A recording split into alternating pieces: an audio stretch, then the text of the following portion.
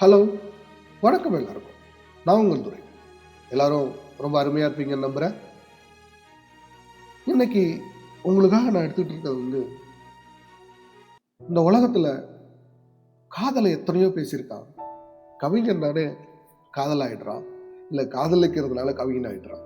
ஆனா ஒரு வரலாற்றுல காதல் எப்படி உடைஞ்சு போயிருக்கு, நம்ம பார்க்குற ஒரு வரலாறுக்கு பின்னாடி ஒரு உடைஞ்சு போன காதல் எப்படி இருக்குன்னு சரித்திரத்தோட காதலை அணைச்சி ஒரு கவிதையாய் அழைச்சி வித்தக கவிஞர் பா. விஜய் எழுதின உடைந்த நிலாக்கள் அப்படிங்கிறத பத்தி தான் பார்க்க போறோம். அது என்ன உடைந்த நிலாக்கள்? நம்ம மறையும் நிலா கேள்விப்பட்டிருக்கோம், தேயும் நிலா கேள்விப்பட்டிருக்கோம். அது என்ன உடைஞ்சு போன நிலா? இந்த புத்தகத்துக்கு முகவுரை கவிஞர் சுரதா அவங்க எழுதியிருக்காங்க.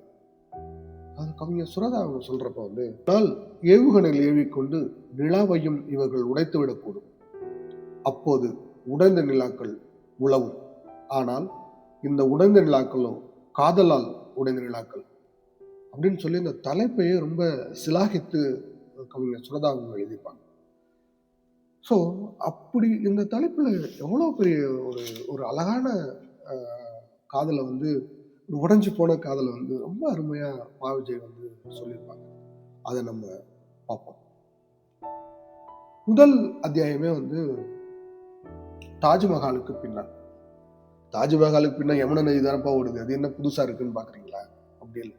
அந்த தாஜ்மஹால் உருவாகிறதுக்கு பின்னாடி யார் தன்னோட காதலை உடைச்சிருக்காங்க, அந்த உடைஞ்சு போன காதல் என்ன, எதால அந்த தாஜ்மஹால் இவ்வளவு அழகா இன்னைக்கும் எழுந்து நிக்குது அப்படின்றதுதான் பா. விஜய் முதல் அத்தியாயத்திலேயே சொல்லியிருக்காங்க.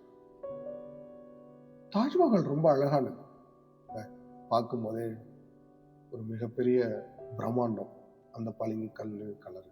அதுக்கு இன்னும் ஒரு யூனிக் கேரக்டர், ஒரு ஸ்பெஷல் கேரக்டர் ஒன்று இருக்கு.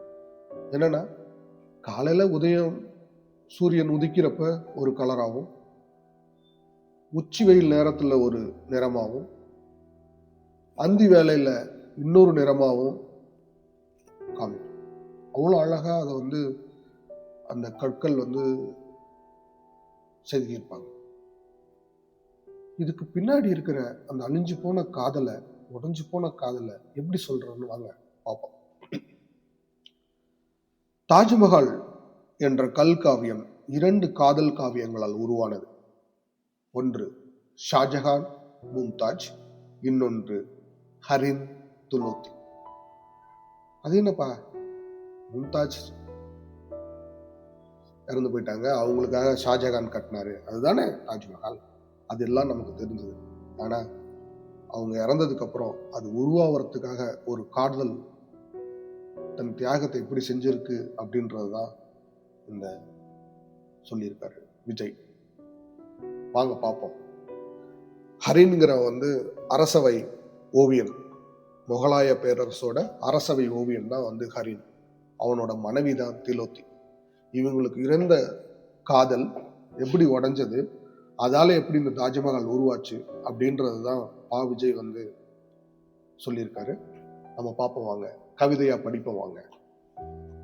காதல் என்பது அகிம்சை அல்ல, தீவிரவாதம். காதல் என்பது சரணாகதி அல்ல, தன்னை உணருதல். உலகில் எல்லா நதிகளும் சிரித்துக் கொண்டுதான் ஓடுகின்றன. அழுது கொண்டு ஓடும் ஒரே நதி யமுனை நதிதான். மும்தாஜ் என்ற 37 வயது பௌர்ணமி உதிர்ந்ததிலிருந்து ஷாஜஹான் கண்களில் கண்ணீர் என்ற நட்சத்திரங்கள் உதிர்ந்து கொண்டிருந்தன. சிறகுகள் இல்லாத பறவையாய் மும்தாஜின் கல்லறை, கல்லறை அருகே பறவை இல்லாத அருந்த சிறகாய் ஷாஜஹான். ரத்தத்தில் நுரை பொங்க காதலில் ஷாஜஹான், கண்களில் கரை பொங்க உயிர் சிந்துகிறார். என் கண் ஒரு மலராய் இருந்திருந்தால் கல்லறை மீது பறித்து வைத்திருப்பேன். முனகியபடி கல்லறையின் கால்மாட்டில் அமர்கிறார். ஷாஜஹான் கண்களில் திரளுகிற ஒரு நட்சத்திரம் கல்லறை மீது சொட்டுகிறது. கல்லறை கற்கள் சிலிர்க்கின்றன. நடந்தது இதுவே. ஷாஜகான் ஒரு கல்லை செதுக்கினார். மும்தாஜ் என்ற சிற்பம் கிடைத்தது. சிற்பம் உடைந்து விட்டது.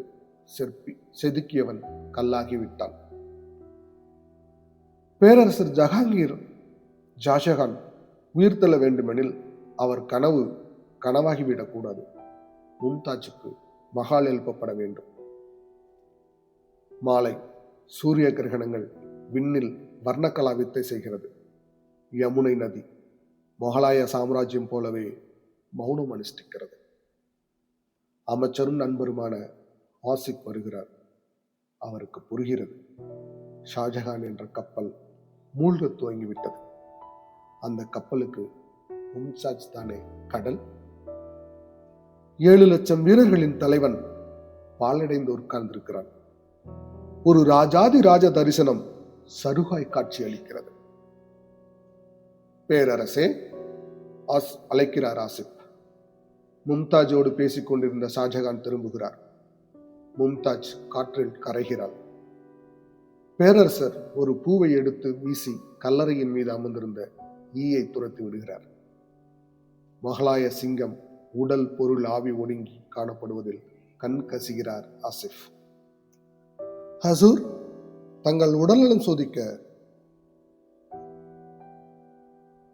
வைத்தியர் வந்திருக்கிறார். ஷாஜகானின் மூடிய விழிகள் திறக்கின்றன. கண்களுள் வெறுமை. நீ என் நண்பனா? சிங்கம் கர்ஜிக்கிறது. சொல், நீ என் நண்பனா? சிங்கம் இருமியபடி உருமுகிறது. ஆசிப் திணறுகிறார். நீ என் நண்பனா இருந்திருந்தால் வைத்தியனையா அழைத்துக் கொண்டு வந்திருப்பாய். யமனை அல்லவா அழைத்து வர வேண்டும். ஷாஜகான் கண்மூடி திறந்தார். வெறுமை மறைந்தது. நண்பனே, எனக்காக வைத்தியன் அதோ வருகிறான் பார். அனைவரும் நோக்கினர். பேரரசர் காட்டிய திக்கில் கையில் மாதிரி ஓவிய சுருளுடன் மான் போல் வந்து கொண்டிருந்தால் ஓவியன் ஹரின். ஆலம்பனா, அழைக்கிறான் அந்த இளம் வயது ஓவியன் ஹரின். ஷாஜகான் ஹரினை பார்க்கிறார். மும்தாஜ் மகால் என்கிறார். ஹரின் தான் வரைந்த மாதிரி ஓவியத்தை ஆலம்பனாவிடம் சமர்ப்பிக்கிறார். ஷாஜகான் அதில் மூழ்குகிறார். அனைவரும் அசந்தனர். ஆனால் கண்களை தாளிட்டுக் கொள்கிறார் அரசர். இது 4வது மாதிரி ஓவியம். இதுவும் சரியல்லையா? ஹரின் வாடுகிறான். ஓவியம் அழகாக இருக்கிறது. மும்தாஜ் அழகாக இருப்பாள். ஓவியம் சோகமாக இல்லை. நான் சோகமாக இருக்கிறேன். மும்தாஜையும் என்னையும் கலந்து ஒரு ஓவியம் தேவை. ஷாஜகான் இதைத்தான் சிந்தித்தார். மும்தாஜ் ஒரு பேரழகி. அழகை ஓவியமாக்கினேன். மும்தாஜ் ஒரு மகாலய ரோஜாவை ரோஜாவால் வரைந்தேன். என் அரசருக்கு அது பிடிக்கவில்லை. அவர் உயிரை ஏன் என் ஓவியம் தொட்டு தடவை சிலிக்கவில்லை? ஹரின் இதைத்தான் சிந்தித்தான். இறகாய் சென்றவன் விறகாய் இல்லம் திரும்புகிறான். புதுமண வாழ்வு. திலோத்தி பூக்கூடையோடு வெளிப்பட்டு புன்னகைக்கிறாள். பல் தெரியாது புன்னகைக்கும் பெண். ஓ, இவள் சாருகாசினி வகை. விறகு மீண்டும் இறகாகிறது. ஹரின் திலோத்தியை கண்களால் கிள்ளுகிறாள். அவள் ஓடுகிறாள். பூக்கூடை கீழே விழுந்து பூக்கள் சிதறுகின்றன. ஹரின் துரத்துகிறான். இறைந்த பூக்களை காண்கிறான். ஏய், புன்னகையிலிருந்து பூக்களை கொட்டிவிட்டு எங்கே ஓடுகிறாய் திலோத்தி? திலோத்தி என்ற 16 வயது பார்க்கடலை ஹரின் என்ற ஓவியனின் உதடுகள் குடிக்க தோங்குகின்றன. பெண் கடலை குடித்து முடித்தவர் யார்? முற்றுப்புள்ளிகளே இல்லாமல் கதை எழுத முத்தங்களால் மட்டும்தானே முடியும். எழுதினான். எழுத எழுத இசையும் கவிதையும் புறப்பட்டது. ஹரினின் உதடுகள் விடுதலையாகின்றன. திலோத்தியின் மேனி விடுவிக்கப்படுகிறது. நீலம் பூத்த மங்கிய இருள் விலகி கண்களில் ஒளி தோன்றுகிறது. ஹரின் துள்ளி பரவுகிறான். திலோத்தி எரியும் தன் உதடுகளுக்கு பாலாடை தடவியபடி ஹரினை குறும்பாய் கேட்குகிறான். புரிந்த ஹரின் சிரிக்கிறான். மலரே, இதழில் காயமா? அவள் வெட்கத்தால் செல்லென்ற ஒரு கவிதை பூக்கிறாள். மீண்டும் ஒரு மன்மதல் இல்லை. சொர்க்கத்தின் கதவை தட்டுகிறது. அப்போது ஒரு ராஜாங்க ஓலை ஓவியனின் வீட்டை தட்டுகிறது. இன்பத்தில் மூழ்கிய தம்பதிகளுக்கு கதவை தட்டும் ஓசை எட்டுகிறது. ஹரின் மனம் கதவை திட்டுகிறது. திறந்தான் கதவை ஓலை, பிரித்தான் ஓலையை செய்தி, படித்தான் செய்தியை ஹரின். திகைத்தான், மிரண்டான். திலோத்தையும் ஓலையை படித்தாள். மகளாய பேரரசு அமைச்சர் ஆசிஃபின் கட்டளை. இன்னும் ஒரே ஒரு ஓவியம் தான் நீ வரையலாம். அது அரசர் மனம்படி அமைய வேண்டும், இல்லையே மரண தண்டனை. இரவு எனும் இன்பத்தின் மண் தரையில் கொட்டுகிறது. ஹரின் திலோத்தியின் மனதை தேள்கள் வந்து கொட்டுகிறது. விஞ்ஞானம் நிலாவை கல் என்கிறது, கவிதைகள் நிலாவை பெண் என்கிறது. இரண்டுமே சரிதான். நிலா ஒரு கல்தான், நிலா ஒரு பெண் தான். எப்படியெனில் பெண் ஒரு கல்தான். ஆனால் அந்த கல்தான் யுகங்களை, அண்ட சராசரத்தை, மானுடத்தை இந்த நொடி வரை மலர வைத்துக் கொண்டிருக்கிறது. அந்த கல் பல சிற்பிகளை செதுக்கிக் கொண்டிருக்கிறது.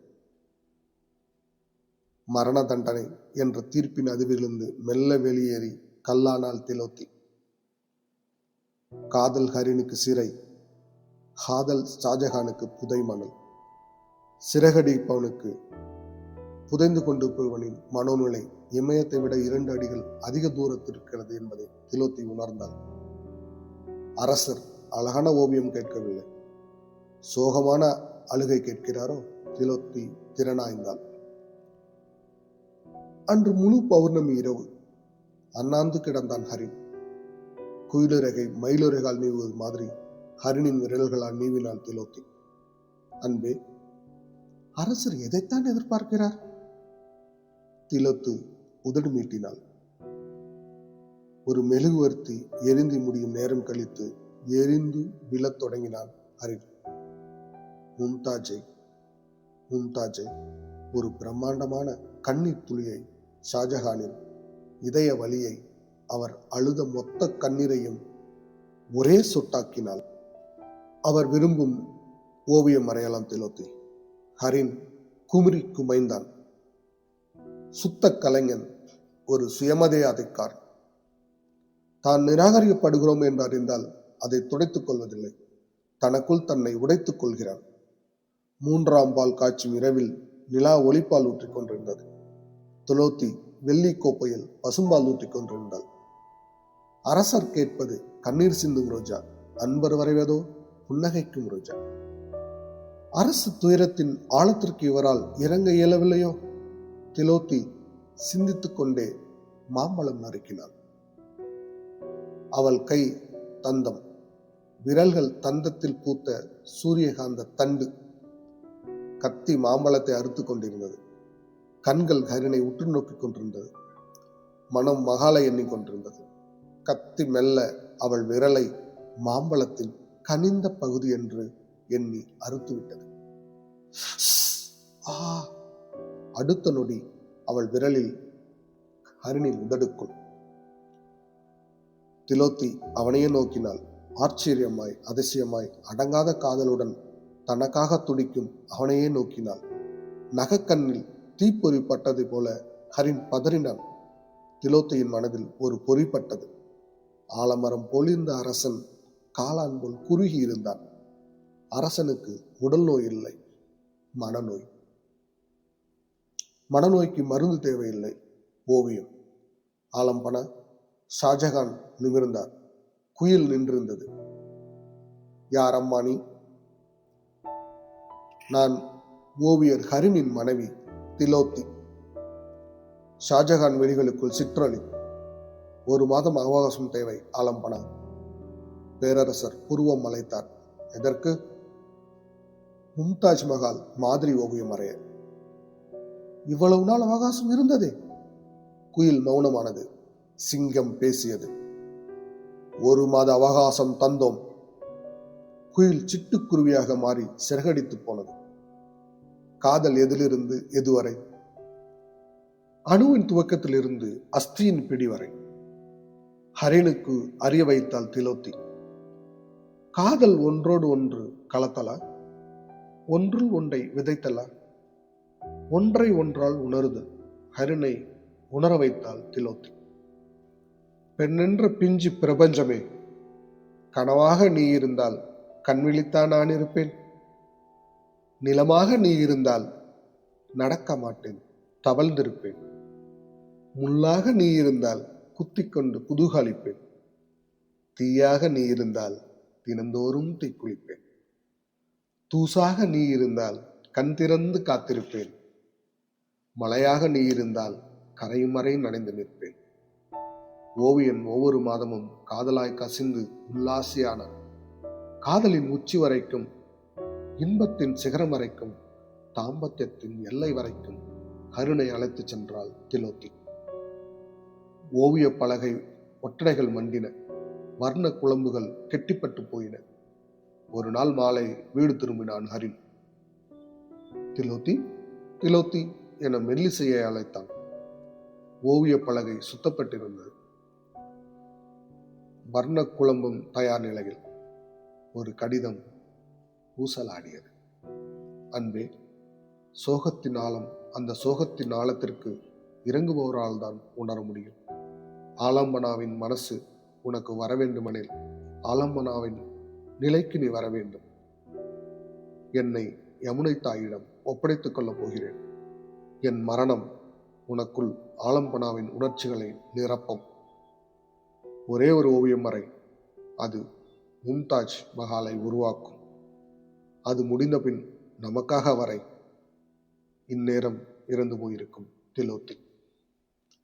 திலோத்தி திசைகளில் எதிரொலிக்க கத்தினான், கதறினான், உடைந்தான், தூளானான், தூசானான், ஒன்றுமின்றி போனான்.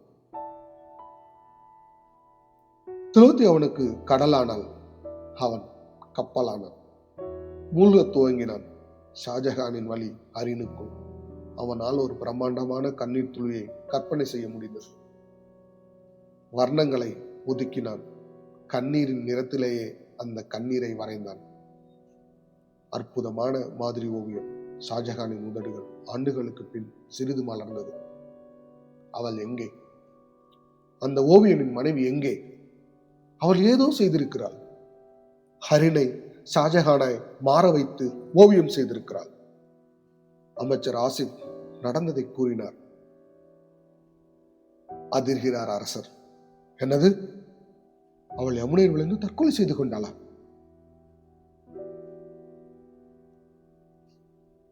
அந்த ஓவியன் ஹரின் எங்கே? யமுனை தாயின் ஹரினுக்கு மட்டும் இடமளிக்க மறுத்து விடுவாளா என்ன என்கிறார் ஆசிப். உலகில் எல்லா நதிகளும் சிரித்து கொண்டுதான் ஓடுகின்றன. அழுது கொண்டு ஓடும் ஒரே நதி யமுனை நதிதான். இத நம்ம எல்லாம் முடிஞ்சிருச்சு. அவ்வளவுதான் எழுதியிருக்காரு நம்ம பா விஜய் அந்த முதல் அத்தியாயத்துல. இது ஒரு ஒரு ஒரு அழுகாம, ஒரு கண்ணீர் சிந்தாம, ஒரு மனசு வலிக்காம இதை நம்மளால படிச்சு முடிக்க முடியுமான்னு என்னால நம்பவே முடியல. வாசிக்க வாசிக்க ஒரு ஒரு ஒரு காதல் என்னவெல்லாம் செய்து பாருங்க. எப்படியோ ஒரு காலம் எவ்வளவு அழகா ஒரு கவிதையா சொல்லியிருக்காரு. இந்த காதலை நினைக்கிறப்ப இன்னொரு தடவை காதலிக்கலான்னு தோன்ற மாதிரி எழுதியிருக்காருல்ல. புத்தக கவிஞர் பா விஜய் அவர் எழுதிய தாஜ்மஹாலுக்கு பின்னால் அப்படிங்கிற அத்தியாயத்தை பார்த்தோம். மீண்டும் ஒரு நல்ல அடுத்த அத்தியாயத்தோட நான் உங்களை சந்திக்கிறேன். நன்றி.